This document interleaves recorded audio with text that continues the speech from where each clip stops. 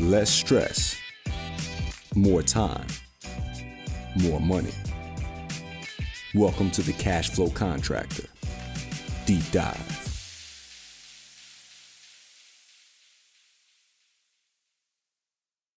Martin, what are you going to be for Halloween?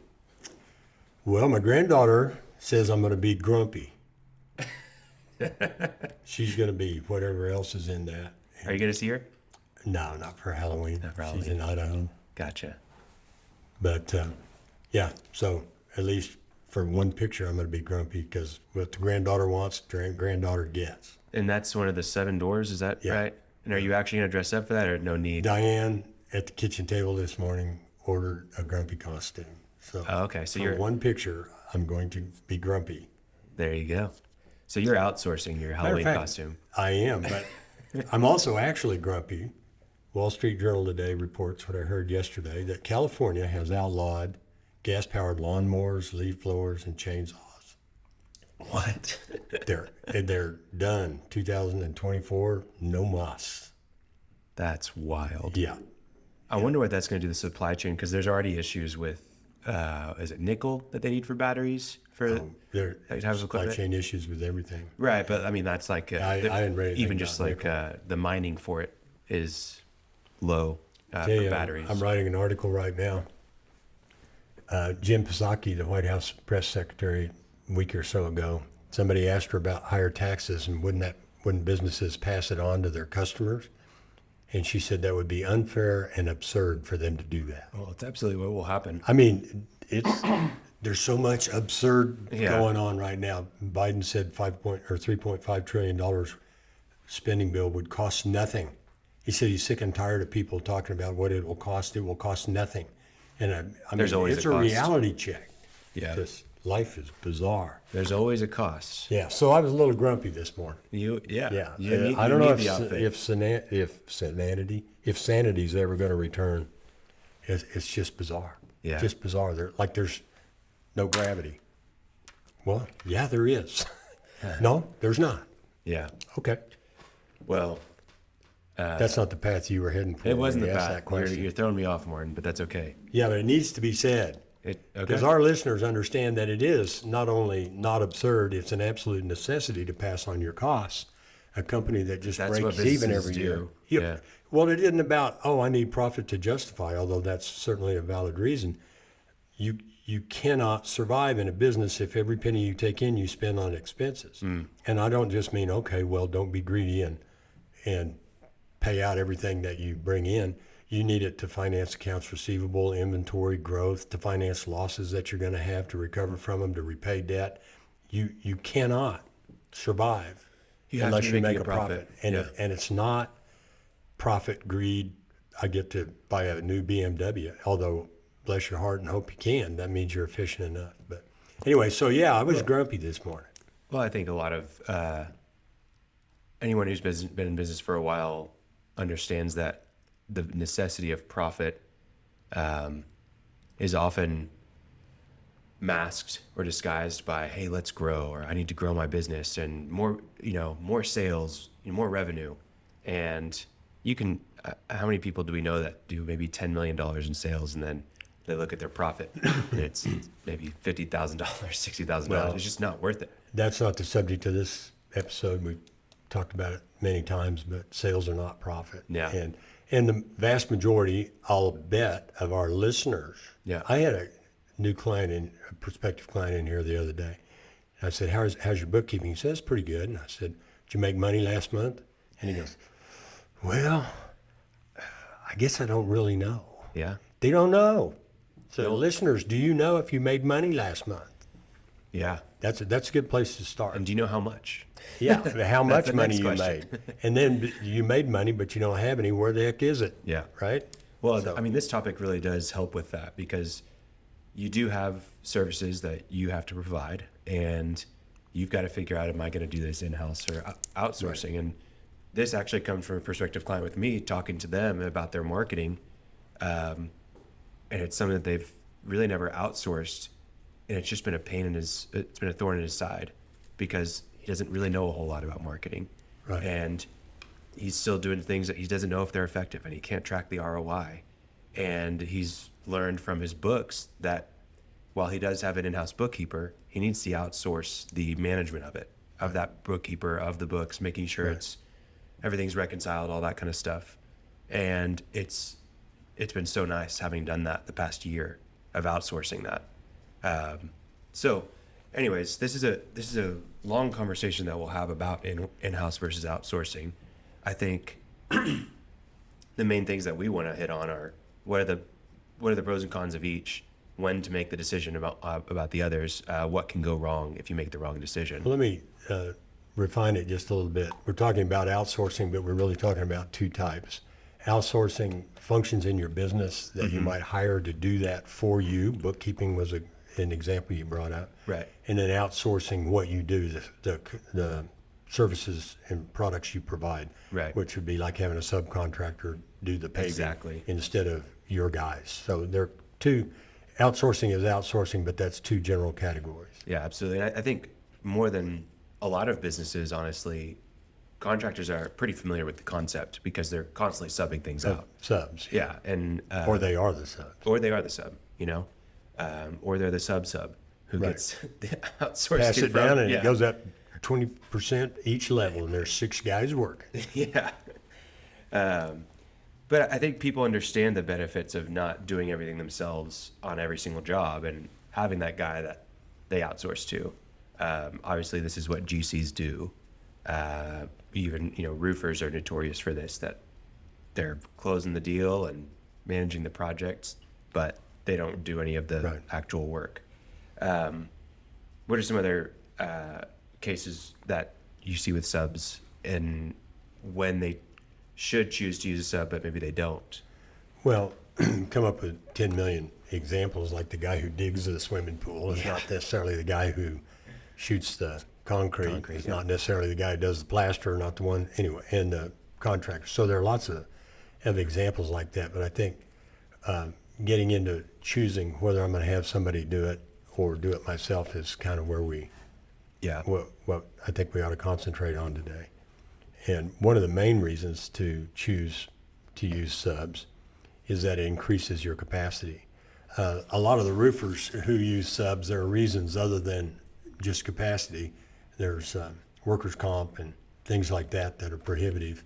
So most of the roofers I know residential roofers, it's still true on commercial too, have subcontractors who specialize. Right. And so they're just really a sales company.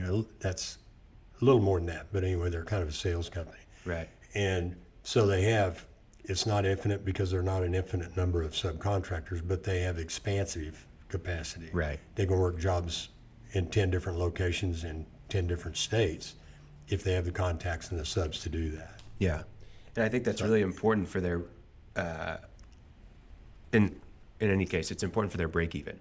Because if you can get your capacity up, but not actually take on the extra costs, Not take on the extra overhead costs. the overhead costs, you can really get your anything you sell above break even, minus your margin goes through the roof, and you actually start making a profit at that point. And so I think some people, even those subs that do specialize, if they can find an extra job and have someone else to do it for them, it can really help them out. We talked about this with Jeff Finney, who I think we have on next week. Right. Yeah, the 21st? Yep, next week, and excited about that. Jeff provides that for their cabinet shops. He's their outsourced capacity. Right. So when they sell, if they can keep selling jobs, well, that's great, but maybe their capacity isn't able to perform all those jobs. Let me just have Jeff go and manufacture all the cabinets. I'll just do the install, right? And now I've effectively, gotten a bunch of profit through the door without having all the extra costs. So, I think that getting your capacity up is a big deal for a lot of guys, not just getting your sales up.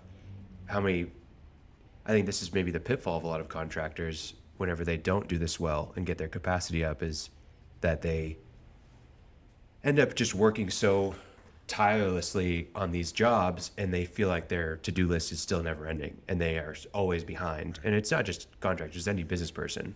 Well, we're talking about at a fundamental level, leverage In other words, literally, if it's you in a truck, you're not leveraged at all. You're trading time for money. Yep. And we've talked about that in prior episodes. You've created And a you're not job for leveraged at yourself. all. You hurt your back and you're done, right? Let alone your inability to grow because there are only 8 hours in one of you. Yeah. So leverage is the reason that you bring something in-house and hire people to do it, or hire subcontractors, you outsource it. Of course, there are real advantages and disadvantages to each. One of the main advantages of outsourcing a project is that you don't have to hire the people, you don't have to train the people, Yep. you don't have to own the equipment. The disadvantages to it are you don't control, Yep. as if you control your people. At least you have another level of control over your people. Yeah. But you don't control it, you're not scheduled. You typically, what I see is that your margins will be lower than if you do it yourself, meaning that if you have a sub, you might be able to put 20% on that. Yeah. If you do it with in-house labor and you actually track the hours, you might have a 40% margin. Right. The risk with that is 40% margin is a lot better than 20% margin if you can do it all the time. Yeah. But if you work 1 week out of the month at a 40% margin, and the other 3 weeks the guys are changing oil in the trucks and sweeping the shop, you're in a big hole. So, I mean, there are pros and cons to both sides. Yeah, absolutely. I think the biggest thing is just paying for what you use. You know, Right. That's- I mean, yeah, it's essentially what you're saying, but like, I think whenever you hire that full-time in-house employee, they better be busy, not just seasonally, but year round. You know, if you're going to hire them. But if you're able to outsource that, all of a sudden you're just paying for what you use. Right. And I think another issue that comes with outsourcing is that people think they can do it all, and they don't like to delegate, and they want to be the company that can do it all or whatever. But that can run you into the ground too, and it can really stall your growth. It can hurt your margins, and ultimately distract you from what you are good at. Well, it's a classic problem that confronts anybody who starts a business and wants to grow. And if maybe what you're saying, or what I hear all the time, they can't do it as well as I can. Yep, exactly. And if you're stuck up on that, you're done. You're done right now, Yep. because nobody can do what you do as well as you can. That may not be true, but that's the attitude. I read a book, John, I don't remember who it was, but his number was 70%. If somebody can do it 70% as well as you can, turn it over. Turn it over. Yeah. Let them loose. Yeah. If you're a perfectionist, you're already toast. Yeah. Yeah, I think the availability of in-house employees is one that people really understand, because they've had that sub that is really good, but then starts getting work from everybody, and then they can't get them on the schedule, and so it is nice to be able to have that in-house employee that you can control. They're going to be available, all that kind of stuff. But I think another thing to recognize is that you're also responsible for that in-house employee when they are sick, when they do get hurt, whenever they go on vacation. And so now all of a sudden you've got to have the backup or do it yourself, which is another thing that people I don't think account for whenever they bring someone in-house, is that, hold on a second, you're not just bringing that person in-house and that cost in-house, but that role is in-house. Right. And if that person decides to leave, now you've got to go and hire again. And you've got to make sure they fit your culture, the values. You got to get the pay right, do their benefits. It's a whole nother process. But if you do just have that outsourced, it's okay. I just got to Somebody find else another has to company. deal with that. Yeah. Somebody else deals with all that stuff. And sometimes the headache of having someone in-house isn't worth it as a business owner, because that's what can really hold you down administratively, is trying to figure out and solve those problems. Like, you just have less worry when it's not on your plate and in your house.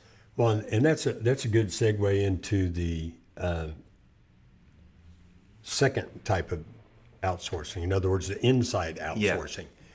We've been talking generally about the contractors, and you say, well, I've reached the point where I'm giving up so much margin to, and by the way, another advantage of an outsource is it makes things easier to bid. Yeah. Because they price it.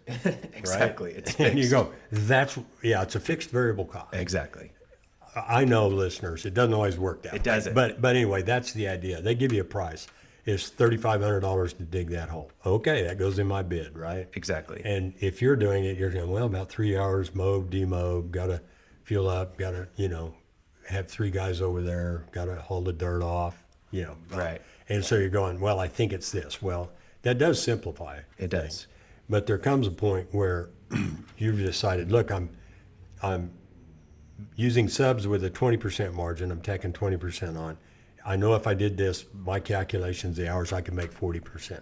Yeah. The example we just used.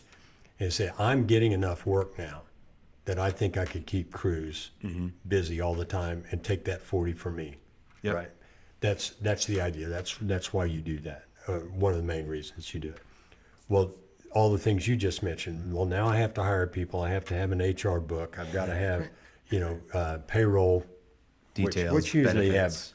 have that. But if it's your first hire, welcome to payroll and payroll taxes and payroll reporting and good bookkeeping on all that and workers' comp and just all those things. And then you're thinking, wow, I'm picking up that extra 20%, but look at all this work I've got to do, all the things you were just talking Exactly. about. Train them, create some systems and processes so that they know.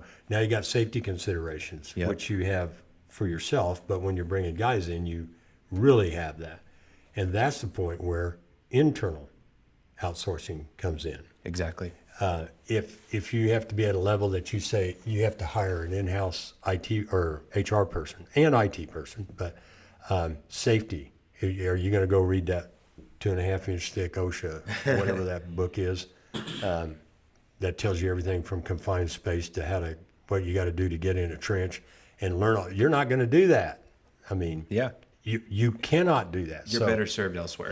And so you're starting to look to the in-house outsourcing, and where you find people like bookkeepers and CPAs. Hopefully, you're not keeping your own books.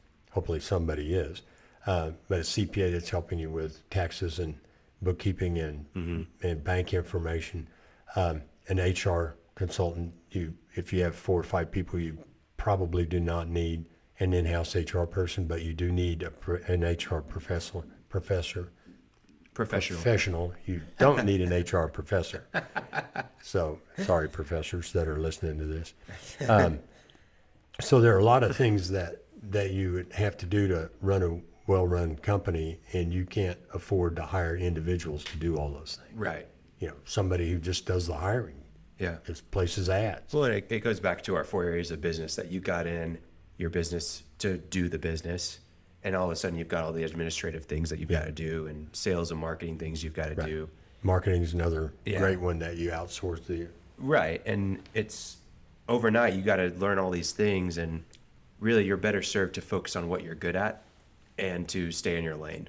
Because as soon as you start going outside your lane, you start, Right. having, it's like driving on the turnpike and you decide to take a little exit because you want to try this different route. Well, it's going to take you a lot longer to get to your destination. Right. And you're going to run into some roadblocks because they're smaller roads, and it's going to be a lot bumpier of a ride. You can do it, but is that really the best way to get to your destination? Right. So just stay in your lane, keep your path. And if you do feel like you want to bring someone in-house to do some of these things, make sure that they're going to be, one, really well experienced to be able to do it without you having to manage it. Because if you're having to manage it and you really don't know what's going on, you're setting yourself up for disaster, where you think they're doing the right thing, but you have no idea. Right. A lot of times a really good transition is to start with outsourcing and then talk to the person that you're outsourcing to. Let's say it is HR. You found this agency that does human resources and has done such a good job for you, but you're now trying to hire 20 people a month, and it's just too much to outsource. You want to bring it in-house. Yeah, that kind of, how do you decide on both of them, the outside outsourcing and the inside outsourcing? Yeah. And I think the answer is you have to do the math. You have to say, that extra 20% margin I can make if I did it with my own guys. Do I have enough work to keep guys busy so that the total of the extra 20% exceeds the opposite, or exceeds the using subs? And you just have to take a look at that. You'll have a gut feel for it, but you have to take a look at that. And that's when you start deciding. And on the in-house outsourcing, HR person, it's pretty much what you just said. If they're on a consultative basis and they're charging you $100, $150 an hour, but you're only using them 3 hours a week, that's less expensive than an in-house person. It is. But I mean, that transition sometimes, like if you do need that HR person, sometimes you can talk to that agency, for example, that was helping you out and say, hey, will you help set up the systems for this person? Will you help me to understand what KPIs I should be tracking, what I should be looking for? And then will you meet with them once a month? And you can have a transition there where it's not cut cold turkey. Well, no, I wasn't speaking to how you do that. Sure. I'm speaking to the fact, when do you do that? And we all kind of know this, but it needs to be conscious that you're aware that, wow, you know, all of a sudden I'm spending $15,000 a month on one-offs on an hourly rate. I can hire somebody for 75. Exactly. Or 50 or whatever it is in your area. And so that's when you have to decide. Yep. And you would do that for each of these areas. IT is another one that we talked about briefly. It's not the same as subbing work, but if you come back to the office after a day and your server crashed because you've got it, which happened to Jeff it did 2 weeks ago. Yeah. And the cloud's out there and you've got a server, really?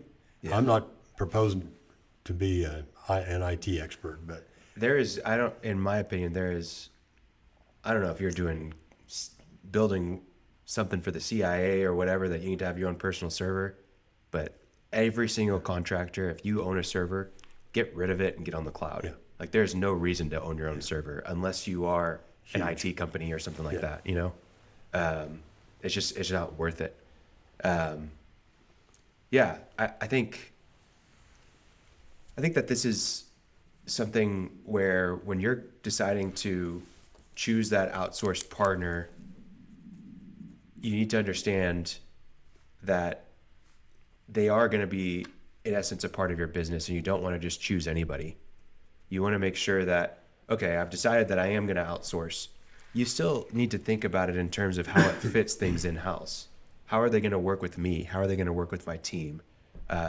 What's their experience level? Are they going to be bringing systems in to help us for some of this internal outsourcing that we're doing? What proof do they have? Have they done this with other contractors? Have they done this with other companies that are like us? What was the results? What are their values? What does this look long term if we're going to be in this partnership with this outsourcing person for 5 years, right? How does this scale as we get bigger and bigger and have more things to outsource? What does that look like? If you start asking yourself some of those questions, you can really choose the right type of outsourcing partner where your decisions become a lot cleaner, simpler, you have more peace of mind. Because sometimes they're just like, I just need somebody to do it, you know? And if you don't think about some of these questions, you may outsource technically the work, but you still have all of the worry. I think, in my opinion, in my experience, maybe you're one step beyond where a lot of people are. First, you have to decide that you need to do these things. Sure. And I mean, that's not nothing.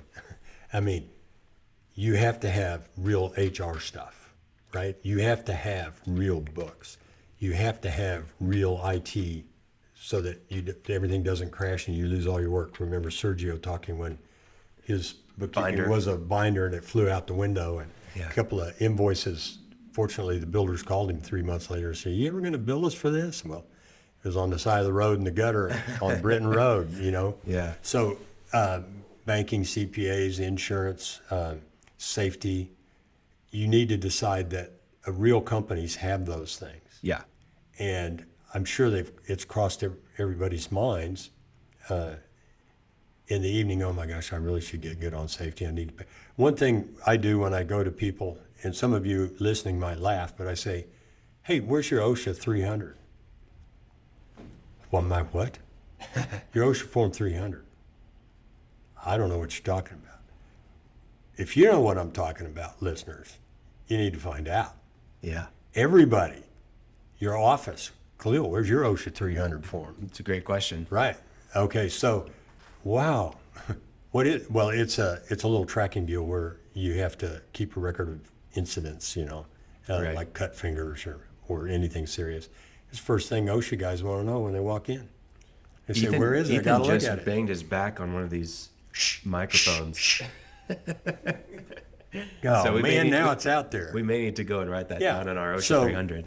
So we're talking insourcing, outsourcing, but the idea that you must have these things. I don't know what an OSHA 300 form is. Well, when I just said you better find out. Well, I don't want you to, you can go to the OSHA website and find out what that is. But, oh my gosh, that's another thing I got to do. Yeah, it's No, so you stressful. can't, so you're not going to do it. Ignorance is bliss in some cases, but it's also a risk. Yeah. And if you're able to outsource it to somebody that Right. can take on that responsibility of knowing what to be aware of, how to deal with the issue, actually executing and taking care of it, it's one less thing for you to worry about. And you've got so many hats you're already wearing. Don't put another one on. Yeah. Insurance. Everybody knows you have to have insurance. Well, how often do you review and do you have a good, I mean, obviously you're going to, well, I say obviously, some companies do their own self-insured, but most of our listeners, I would presume, Are not. buy insurance, Yeah. right? Well, there are just a few little things out there that might sneak up on you. If you have an employee drive their vehicle for your work, that's a different kind of insurance, and Correct. it's not necessarily already covered.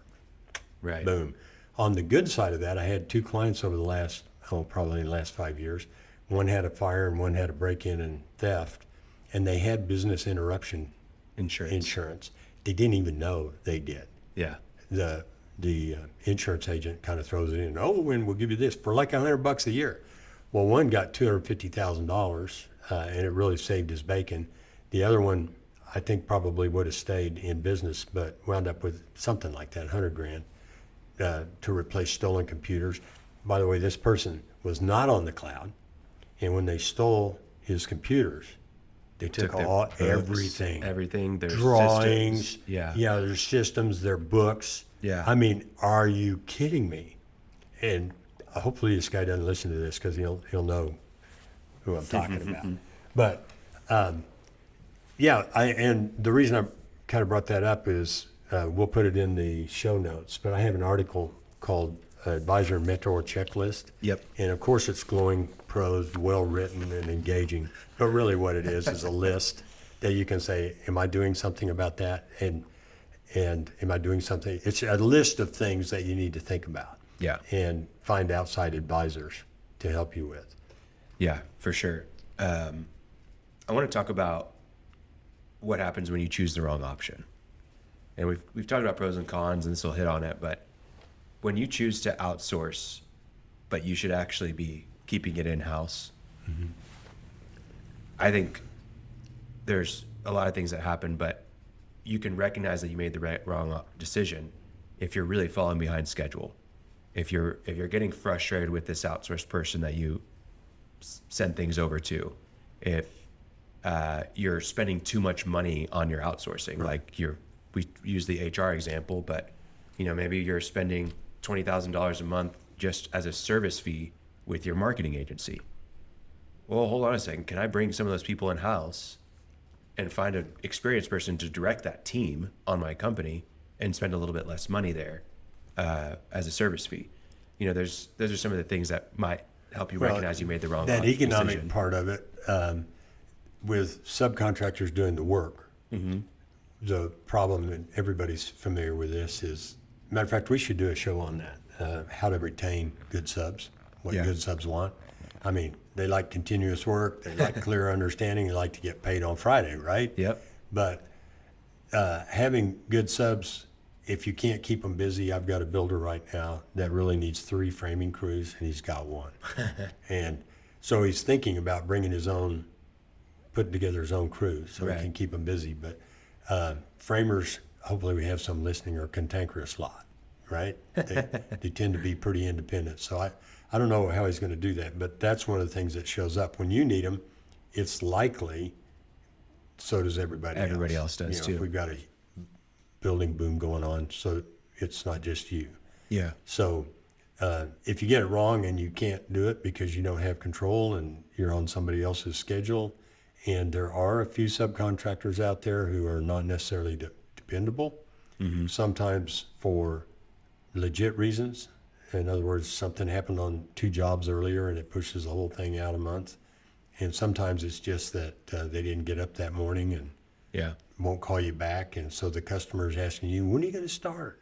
and you're trying to call your contractor. He was supposed to be here today. Why? He won't answer my phone, right? Yeah. So that's when you get it wrong and you get that kind of people, it really complicates your life. Yeah. So you're always trading off the cost, the ability to get good people to Yep. keep them busy versus those things that you give up and sacrifice. Yeah. And then, I mean, wrong decision for in-house whenever you've brought someone in and you can't keep them busy. Yeah. And you are running out of cash because your overhead's a lot higher now. And you feel like you are having to manage that person constantly and you don't have the time to, and you're not able to really set them up for success. You're probably not ready to have that person in-house. Well, there's a classic decision that people have to make. I hear all the time. Well, I bid real cheap because I needed to get the job because I needed to keep the guys busy, right? I got to hold my crews together. Yeah. And when you fall into that trap, which everybody's done, me included, it's hard to dig your way out. It's very because difficult. you didn't make very much money, and then a good job with margins comes along, and your guys are tied up doing the thing with negative margins, Yep. right? And so, yeah, it's tough. Business is not for sissies.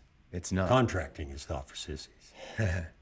Yeah, I think it's a really good thing to even just look at your org chart and start to think about, man, look at even just the functions of your role and all the hats you're wearing. Should I be doing this? Should someone else on my team be doing this? If not, who else can I find? Can I outsource this to? It's a good exercise to just think about every once in a while, because a lot of times you get stuck in this routine of just doing the same things over and over and over. And you had this vision, but it got a little bit blurred because you got stuck in the mundane and you're wearing so many hats and you're so stressed and there's so much to worry about, that if you just take a step back and start thinking, wait, hold on a second. Is this the right model that I'm working in right now? Is there anything that I can be outsourcing? Is there anything that I actually should be bringing in-house?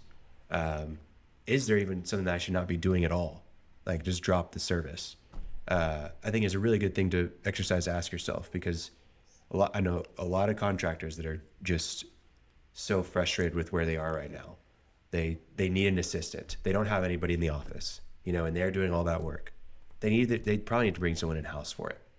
But they get stuck in the mundane. They think they're in a rut, or they think this is the only way, but it's not. There are absolutely other ways. We've already listed a lot of things that you might be able to outsource that are the in-house things, but I want to really give a clear list. The advisor's mentor checklist is going to be a good one, but we've talked about these. Bookkeeping is a big one. And a CPA, and they don't necessarily be the same thing. Exactly, taxes, banking. I think legal is an obvious one for a lot of contractors, that they don't bring in an attorney in-house unless they're massive. Benefits for insurance, for your retirement plan and all that kind of stuff. HR for hiring. Hey, let me talk on benefits for just a second, because it's recently been working with a lot of that. Number one, people often think they can't afford benefits. Okay. Well, I encourage you to check. Absolutely. Because there are ways to do it where you offer benefits and maybe it doesn't cost you that much. They think they can't administer benefits. And that is one of the major league outsourcing deals. You have to go with a group where you sign up, they enroll your people, they explain it to your people, and if the people have issues, they call them. Yep. It's off your plate.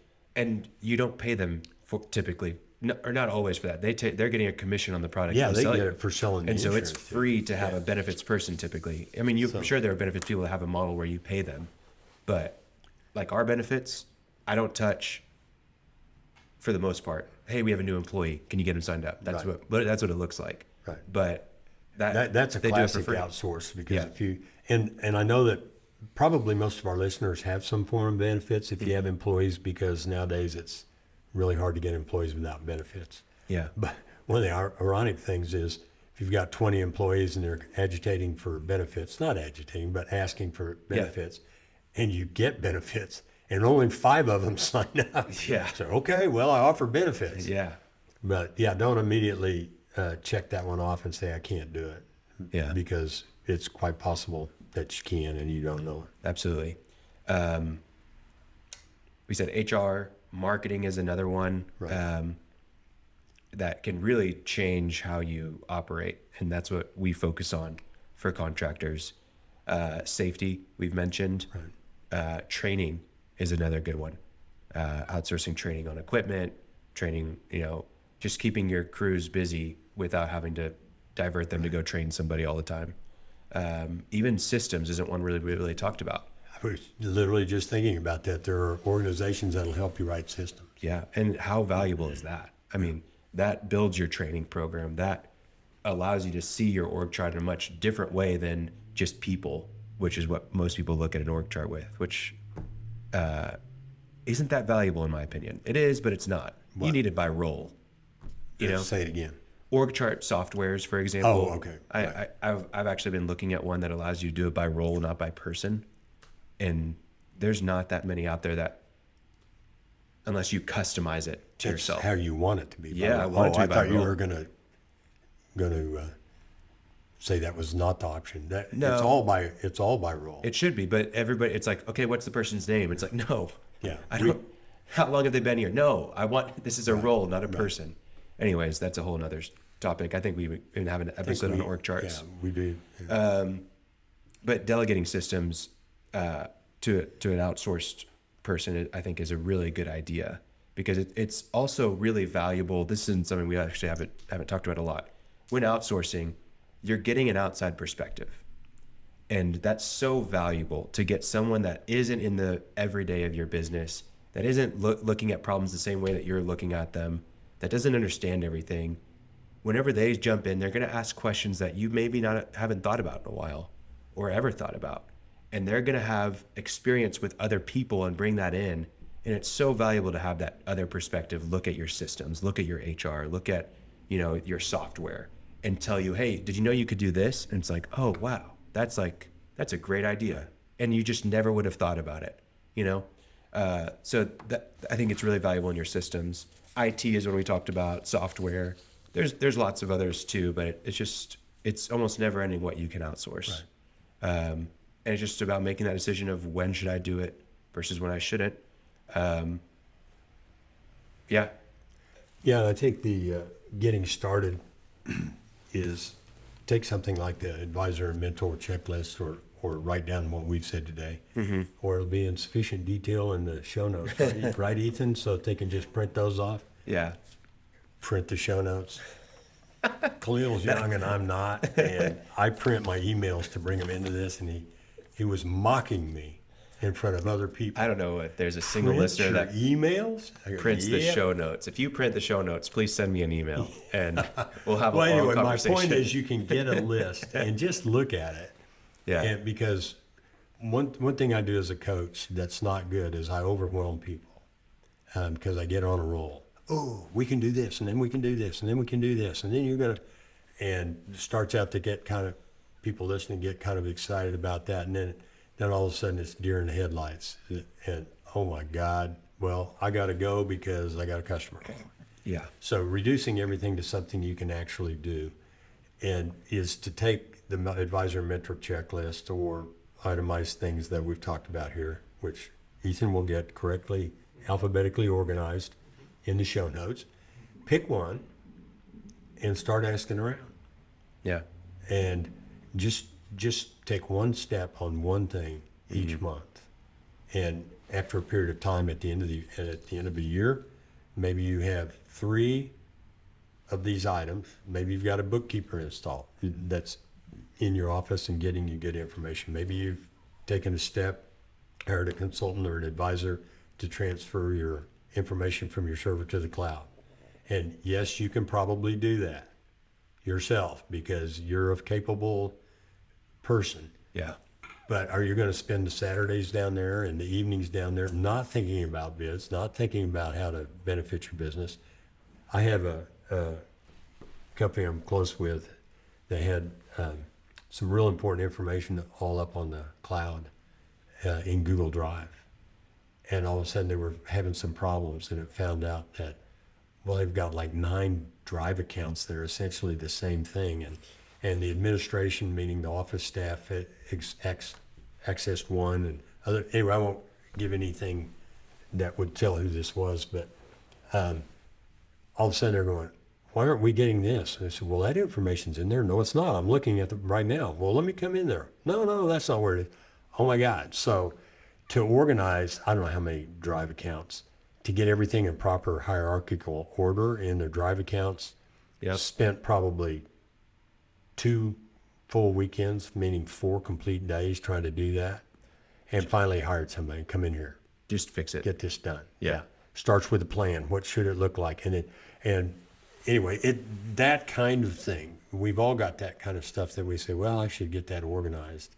Yeah. But not today, right? Not now. It's a change in perspective, and I like the strengths finders, and it's very similar to that, where rather than thinking about what your weaknesses are and how you can improve them and get better, What your strengths. just stay focused on what you're good at. And if it takes you, like, have a metric for it. If this takes me more than an hour away from what I'm doing, I'm not doing it. Well, I'm not going to do this, but I'm going to mention it. Yeah. There's an economist from 18th Here we go. century, Ricardo. I don't even remember his name. Okay. I'm going to mention a TED Talk, and it's called "When Ideas Have Sex," and it's by Matt Ridley. Okay. And it's why, if you concentrate on what you do well, even if you do everything the best, Yeah. everything, you do one thing that you do the best and farm the rest out to people who do least, and it will increase your output exponentially. That is not obvious. It's fascinating, but it's why everything works. If you watch that TED Talk, first of all, you'll be fascinated. If you're not, you're kicked off the show, right? But it's called "When Ideas Have Sex" by Matt Ridley. It's 15 minutes. It will blow you away, but it explains why it makes sense for you to do what you do best, Yeah. and let other people do what they don't do as well as you, but let them do that. It compounds things. Well, and that's And it's not this. Maybe obvious. this is where you're going, but I think that was maybe in the 1800s or 17th century, whatever you said. That's the way that life was. If you were a blacksmith, you were a blacksmith. If you were a carpenter, you were a carpenter. And you continued to pass that down to your family, and you were very, very, very good at it because you were so specialized. I think there's a reason for people to be generalized in today's world, because we have software that can make things much faster, much easier. We don't have to have a specialist who focuses on the horse because we have cars. You know? But at the same It time, still holds. It's a law of the universe. no, absolutely. But I think what the problem today is that people are seeing these extreme examples of doing it all, like Walmart, for example. We do groceries and we have automotive and we have children's stuff, and we see all that stuff around us of doing it all, and we try to replicate that. And so the model's not as clear to people in front of them of, Well, I want them to specialize. be clear if they listen to this. That's not for you. Walmart not. is not you. It's not, because And, you can't scale that way. Matter of fact, more and more, it's recently here, focus. Mm-hmm. What do you do? I talked to a man I hadn't talked to for about 5 years yesterday, back east, and he had been he'd seen a bunch of opportunities. And so he was out doing some software stuff and some dynamic stuff and some, I won't say much about it, but unique marketing things where he put kiosks out. People could order some really complicated stuff. Yeah. And that's not what he did. What he did was manufacture something. And it was really leading him astray. And I talked to him yesterday to catch up, and he's doing really well, but he completely dropped all that stuff. Yeah. So, swimming pool guy could also build cabanas, right? Yeah. So, yeah, I can build a cabana. It's just I can do the landscaping too. yeah. And, what degree of overlap is there? Well, you think, landscaping goes hand in hand with building pools. Well, Now you're having to worry about you what gotta plants have to plants, get. Yeah. and you've got to do designs for it, and they die. And so, Kerry Daniels, who was on here, Yeah. as a pool guy, he was on last year. But one of the things he started doing, and I know he won't mind me saying this, but when he got into the pool business, he wanted to do service because it was like $250 a month, easy money, right? And then he did liner repairs, which is kind of standardized because liner swimming pools, you take the old one out, you put the new one in. Then he did renovations, and then he did new pools. And the first thing we quit was the Service. Because, yeah, easy money, but you got 5 trucks on the road. You got 5 guys who are working for $12 an hour or $14 an hour and don't show up, and you got callbacks. And Kerry, your guy came over here today and he just really didn't clean the, you got all that stuff, so you're running all over hell and high water fixing problems. Yeah. So we dropped that, and kind of hard to walk away from cash that comes in every month. Right. If it did, that was another problem, collecting on all of it. So we got rid of that. So then it was refurbished pools, and I advised against this, and he's now completely convinced. But when you're doing refurbishments, remodeling, it's just like you see on TV, and everybody here knows. Yeah, I look at that. Oh, I'll replace those sidewalks and fix that crack. Oh, right? and then there's as soon as always you something bust it else. out and somebody buried a boxcar into a guy's Always backyard. something else. I mean, nothing. You just no idea, and then they get mad at you. So we're just not doing that. I mean, if you want to do that, that's what you specialize on, and you triple your prices. If you think you can do it for $20,000, charge them $60,000, because there's always all that stuff. So we've gotten rid of that, although we kept a few, and they gave him hell this year. Then liners. Liners is a standard thing, right? But we've got one going right now where he took out the liner, and the pool was poorly built, and the walls broke, and then there was a bunch of sand behind the steps. I haven't seen it, I just heard. Washed the whole thing out. And so what he thought was a $7,000 liner job is about a $15,000 repair, and the guy didn't want to pay it. And I said, forget it. So what we're doing is new pools. New pools. There's enough to go wrong with new pools, but when you're doing new things, you there's can always, see what's going to be. Yeah, there's going to be a can plan for boulder things. down there or the sewer going through, but you deal with those things and simplify. Yeah, absolutely. Well, I hope at least listeners their wheels are turning a little bit on thinking about what their role is, how they can do what they do best and focus on their strengths, outsource the rest, or hire in-house, and have a better idea of what to look for as well. So, anything else you want to mention, Martin? No. Okay. I think we got off the subject a little at the end. But Well, I look forward it's still an to important seeing point. a grumpy Yeah. Martin here on Halloween. Okay, man. Okay, see ya.